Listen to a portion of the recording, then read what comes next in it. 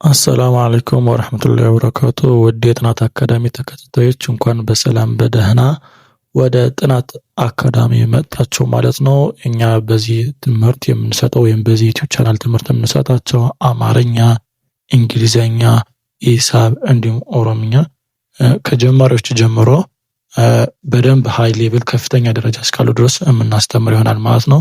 ሀሁ አማርኛ ከአሁ ጀምረን ኤቢሲዲ ከእንግሊዘኛ ላይ እንዲሁም ሂሳብ መደመር መቀነስ ጀምረን እናስተምር ይሆናል ማለት ነው።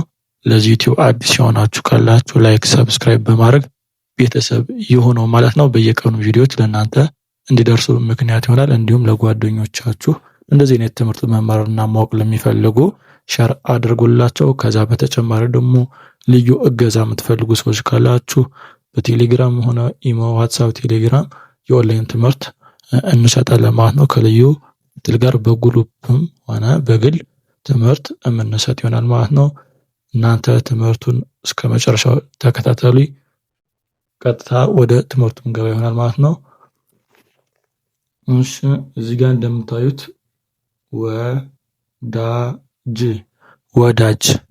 ወዳጅ የሚለውን የአማርኛ እንግሊዝኛ ወደ እንግሊዝኛ ስንቀይረው ወ ለሚለው ደብሊው ኢ ዳ ለሚለው ደግሞ ዲኤ ጂ ለሚለው ደግሞ ጄ። ስለዚህ ወዳጅ ብለን ስንጽፍ ደብሊው-ኢ ዲኤ ጄ ይሆናል። ደብሊው-ኢ ዲኤ ጄ ወዳጅ በዚህ መልኩ ይጻፋል። ቀጣይ ዘመድ ዘ ለሚለው ዜድኢ የመጀመሪያ ፊደል ስለሆነ ለመጀመሪያ ፊደል አናባቢ ኢ ነው የሚሆነው። መ ለሚለው ኤምኢ ይሄም አናባቢው ኢ ነው የሚሆነው የመጀመሪያ ፊደል ስለሆነ። ድ ለሚለው ዲ ይሆናል ማለት ነው። ስለዚህ ዘመድ ብለን ስንጽፍ ዜድኢ ኤምኢ ዲ ይሆናል ማለት ነው። እሺ እዚህ ጋር ስንወጣ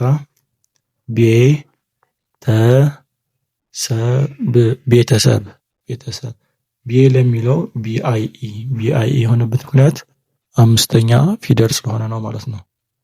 ተ ለሚለው ቲኢ፣ ሰ ለሚለው ኤስኢ፣ ብ ለሚለው ደግሞ ቢ። ስለዚህ ቤተሰብ ብለን ስንጽፍ ቢአይኢ፣ ቴ ቲኢ፣ ሰ ለሚለው ደግሞ ኤስኢ፣ ብ ለሚለው ደግሞ ቢ። ስለዚህ ቢአይኢ ቲኢ ኤስኢ ቢ ይሆናል ማለት ነው ቤተሰብ ሲጻፍ። ቀጣይ ጓደኛ ጓ ለሚለው እንግዲህ ውህድ ፊደል ወይ ደግሞ ዲቃላ ፊደላቶች የሚባላታሉ። አናባቢያቸው ዩና ኤ ነው የሚሆነው። ለገጉ ጂ ስለሆነ ይሄ ደግሞ ጓ ስለሆነ ጂዩኤ ይሆናል ጓ። ደ ለሚለው ዲኢ፣ ኛ ለሚለው ደግሞ ጂኤንኤ። ለኛኙ ጂና ኤን አንድ ላይ ከመጡ ኛኙ ስለሆነ ስለዚህ ጓደኛ ብለን ስንጽፍ ጂዩኤ ዲኢ ጂኤንኤ ይሆናል ማለት ነው። እሺ ወደዚህኛው ከመግባታችን በፊት ላይክ ያላረጋችሁ ካላችሁ ላይክ አድርጉት። ሰብስክራይብ ያላረጋችሁ ካላችሁ ደግሞ ሰብስክራይብ አድርጉት። በጣም ግራ እየተጋባችሁ ካላችሁ ደግሞ ቴሌግራም ጋር በዚህ ባለው ስልክ ቁጥር ሃይ በሉን። ቅዳሜና እሑድም የነጻ ትምህርት ስላለ መመዝገብ ትችላላችሁ ማለት ነው። እሺ ወደዚህ ጋር ስንመጣ እኩያ ለሚለው ኢ ነው። ኩ ለሚለው ኬዩ ነው። ያ ለሚለው ደግሞ ዋይ ኤ ነው ማለት ነው። ስለዚህ እኩያ ብለን ስንጽፍ ኢ ኬዩ ዋይ ኤ ይሆናል። ታላቅ እዚህ ጋር ታላቅ ነው ደግሞ አለ። ታ ለሚለው ቲኤ ነው። ቲኤ ላ ለሚለው ኤልኤ ቅ ለሚለው ደግሞ ኪዩ። ስለዚህ ታላቅ ብለን ስንጽፍ ቲኤ ኤልኤ ኪዩ ይሆናል ማለት ነው። እሺ ታናሽ ታ ለሚለው አሁንም ቲኤ፣ ና ለሚለው ኤንኤ፣ ሺ ለሚለው ደግሞ ለሸሹ ኤስ እና ኤች በአንድ ላይ መምጣት አለባቸው። ኤስኤች ስድስተኛ ፊደል ነው ስለሆነ ነው ኤስኤች የሆነው እንጂ ኤስኤች ኢ፣ ኤስኤች ዩ፣ ኤስኤች አይ እያለ ነው የሚሄደው። ስለዚህ ታናሽ ብለን ስንጽፍ ቲኤ ኤንኤ ኤስኤች ይሆናል ማለት ነው። ጉስ። እዚህ ጋር ደግሞ ንጉስ እንላለን። ን ለሚለው ኤን ብቻ ነው ስድስተኛ ፊደል ስለሆነ፣ ጉ ለሚለው ጂዩ ይሆናል። ስ ለሚለው ደግሞ ኤስ ይሆናል። ስለዚህ ንጉስ ብለን ስንጽፍ ኤን ጂዩ ኤስ ማለት ነው።